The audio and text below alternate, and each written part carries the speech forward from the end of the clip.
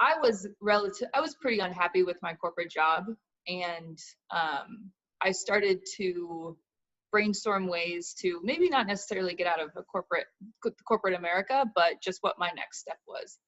And every time I thought about what that next step was, I didn't know, but two, the thought of searching for another corporate job was painstaking to me. So I couldn't place myself anywhere, even given the background that I have in education. So Rob and I sat down, and I was lucky enough to be a part of an entrepreneurial chapter here in Omaha.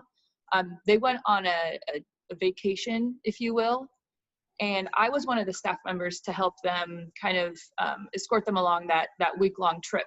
And through the conversations that I had with all the entrepreneurs, Franchise actually came up, and I asked somebody from specifically what they're, how they got started in their own business, and they said, oh, we got a franchise coach, and they gave me the website.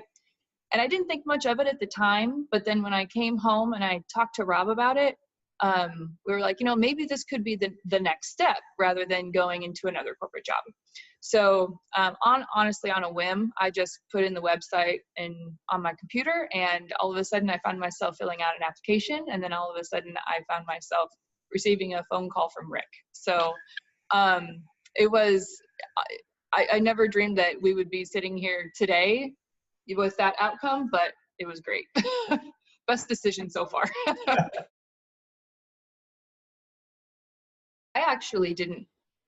I didn't have a lot of knowledge about franchising in general. So I was kind of probably one of the better students, because I had nothing to either compare or criticize against.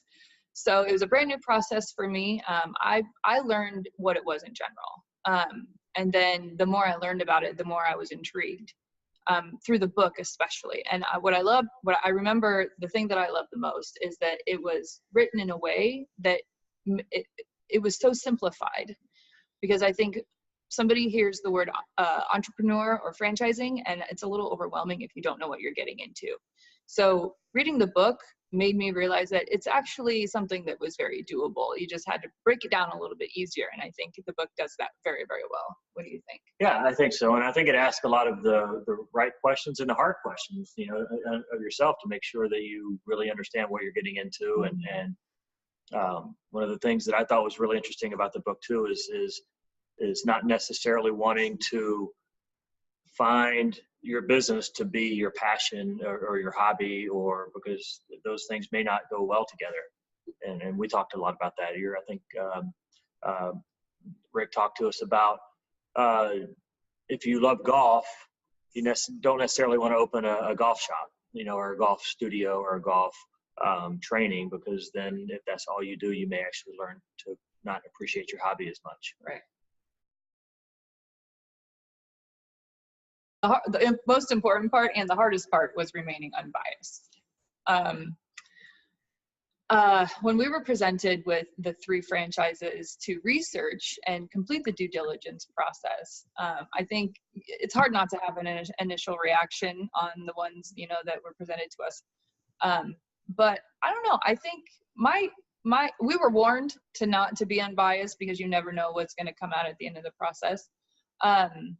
But I think that was probably the biggest thing I remember in completing that quote unquote research project on all 3 companies as instructed. Yeah, and the bias part was true, because it was almost like a horse race. We would, yes, of A, B, and C of the 3 franchises that we were looking at, we both had our favorites out of the gate, although we were trying not to be. And then literally all 3 of the franchises were in first place at one point or another. Yep. I think there's some analogies that go in, especially in the book, and discussing between household finance and the business finance, and kind of drawing a parallel between those two and how those work. But no, working with Rick and the book as well really helped kind of break down understanding profit and loss statements to try and figure out, because those were a lot more complex than I thought they would be, but they were able to simplify them with analogies and stories and different guidance. that you're never really going to be ready for some of the stuff that comes up, and there's going to be highs and lows, and you got to roll with the lows and appreciate the highs. And I think we've done a good job at that. We have a pretty good drive, knowing there's something different about, you know, having this be ours. So when it comes to, you know, when those lows come around, like, we work through them, but then when the highs come, it's like, okay, that's what this was for. So I think we were ready, but then again, there's always something that comes up that you're like, oh, well, didn't expect that. And you just roll with it. You figure it out. Really doing your due diligence with the financial disclosure documents, Yeah. And following the guidelines of the franchise coach, and going through. I think the coaching process there really helped too, where with specific guidance and what to look for, and what pitfalls or holes to look for, as well as the good things to look for. But doing the really deep due diligence on the financial disclosure documents, I think was part of that horse race we referred to earlier, that helped the appropriate franchise come to the top.